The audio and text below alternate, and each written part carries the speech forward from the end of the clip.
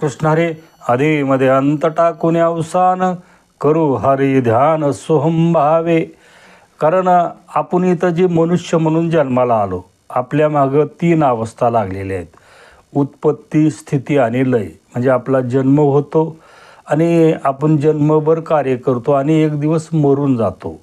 हे 3ही अवस्था आपल्या पाठीमागं कशामुळं लागल्या? कारण वासनेमुळं लागल्या.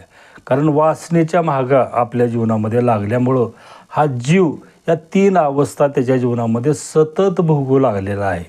आता माऊली सांगतात, तुम्हाला ह्या 3 अवस्थेमधून बाहेर निघायचं असेल, तुम्हाला तुमच्या जीवनामध्ये त्या आत्मस्वरूपाची आणि भगवंताची प्राप्ती करून घ्यायची असेल तर काय करावं लागेल?